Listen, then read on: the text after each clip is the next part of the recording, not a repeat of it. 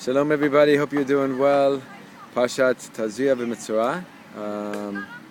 Two Torah portions together this week, and I want to share a little thought with you guys. As usual, a million things we can say. I want to focus on this one point that passes us by pretty quickly in the Torah portion, but I believe has a very beautiful and deep message in it. First of all, in this week's Torah portion, in these two Torah portions that we're focusing on, we're dealing with like the Hemshech, the continuation of learning about the Mishkan, but in a different kind of way. We've been talking again about the structure and then the korbanot, the sacrifices that took place in the Mishkan, and now we're talking about these afflictions, these skin afflictions that would come to a person, and the spiritual fixing that a person would have to do in order to overcome it. Now, why would someone need a spiritual fixing for a physical ailment? Right? It brings up a very beautiful point about how the Torah views the things that happens to us. Right? The Torah in this week's Torah portions is using the experience, the occurrence of a skin affliction to teach us that everything that happens to us is not just it's not just random, it's not just, okay, this happened, I'm not really sure why, but let's just fix it on a superficial physical level. That everything that happens to us has a spiritual reason behind it, has a spiritual root. So even if something happens to my physical sin on the surface, like whatever it might be, it might look like a rash, it might look like something weird that's happening to my skin. The Torah is saying, no, look deeper, look beneath the surface. There's a spiritual reason why this is happening. And in order to fix it, we can't just like rub some cream on it, like often modern medicine wants to tell us today. We have to go to the root. We have to fix it at its source. Right? It's like in a way like the original holistic medicine. Right? Even like beyond the physical, going to the spiritual, and that will fix what's going on for our bodies. Right? But the Torah goes even deeper than that. It tells us that what's happening to our bodies, right, is a manifestation of what's happening with us spiritually, where we're holding spiritually. Right? So all these different afflictions will come out. And the Torah goes through all of these details of what color and if it's spreading, if it's not spreading, you have to show it to a Kohen, right? And all these different things and all these different qualifications of what would make this affliction pure or impure. And one of the things that we learn at the beginning of Tazria, of the first Torah portion of this week, is that spreading has to do with like tumah, with like impurity. Right? It's one of the signs when you go back to the Kohen, right, and show him what's going on with this affliction more. Spreading is like a sign of like, okay, it's tameh, it's impure. But then the Torah says something very interesting and a little bit strange. Okay, again, if it spreads, it's impure. But if it spreads so much that it covers your entire body, right? Like the Torah will say, right, me'rosho va'ad raglav. So then, it's pure. Right? If it spreads a little bit on my body, boom, it's impure. If it spreads from my head into my feet, covering all visible parts of my body, all of a sudden it's like transcended impurity, and the person's pure. Right? I'm pure.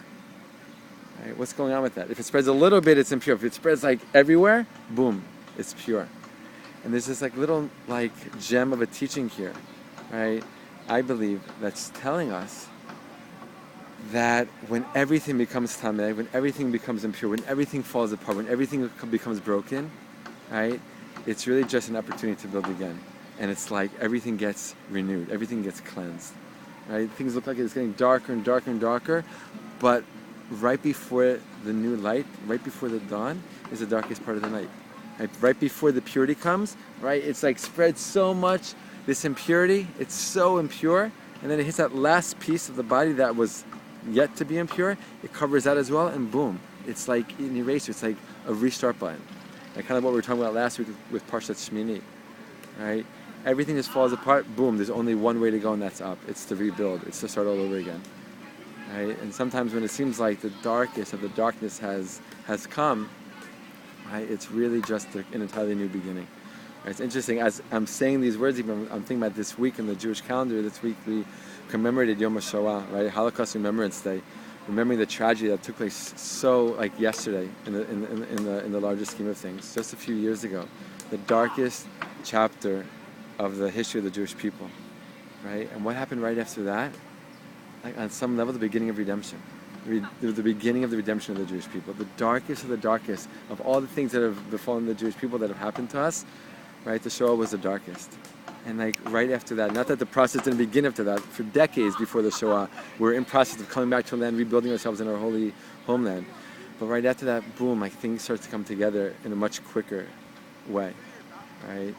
And we see like from the darkness, right, we reach the light, right, in so many levels. And in this week's Torah portion, we see this one line, right? When everything falls apart, boom, right? It's like everything falls to the side and a new light shines. Right? And just to kind of cap off this teaching, like later on in the Torah portion, we talk about the Metzora, which is looked at as like a leopard, this like really intense skin infliction. Right? And then it starts with the skin, I'm sorry, actually the opposite. It talks about how it will go from the stones of a person's house, right, then to their clothing, then to their actual skin, right? And if the idea being that if the message that this infliction is sending, right, again, like what we were saying just at the beginning of this idea that everything that happens to us happens for a reason. Every affliction, every challenge is really like God speaking to us. Right? If we can only open up our ears and open up our eyes and see, and hear the message and heed the call. And when we actually hear the message and heed the call, so boom, so like that infliction is no longer needed. We got the point, we got the message.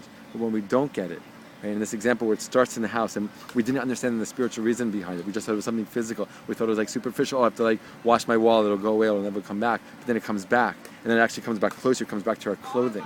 Right? And I still don't get the message, oh, it's just something weird, it's like, some like, I don't know, on my clothing, I just again clean it off superficially on the surface and I don't go deeper. Then boom, it hits my body, hits my skin, like the closest thing to me. And then hopefully then I'll finally get the idea, I'll finally get the point, I'll finally hear the teaching. Right? And once we see beneath the physical surface and we see the spiritual reason and the spiritual teaching for why things happen, right? So then that physical, whatever it might be, hardship, challenge, sickness, illness, God forbid, right, ideally goes away. Right? We've learned what we need to learn, we can move on. Right? I want to bless us, right, you and me together, that we can have these kinds of eyes in the world, right, and see like this physically beautiful world that we live in, but know that it's just like the top layer of skin. Right? There's so many other layers behind this manifestation of a divine reality, of a spiritual reality, of a divine voice trying to speak to us. Right? Like Rabbi, sorry, I'm forgetting the name right now. Sorry, but a certain rabbi who lived in Brooklyn who passed away a few years ago would say everything in this world, everything in nature is really just a medium for us through which to connect to the Creator. Right? Everything in nature is like calling us, connect to me, connect through me, right, to the divine. Connect through me to the spiritual layers of reality. Rav Avigdor Miller, that was his name.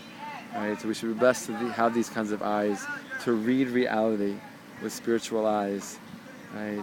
And to grow as people, understand our own lives better, understand the life of this world, the story of this world, to share with others, and be blessed in our generation, right, to bring a harmonious understanding of the world in which we live, right, and bring complete and perfect shalom, test into the whole world. Shabbat shalom lekulam, lots of love and blessing from the land of Israel. Be well.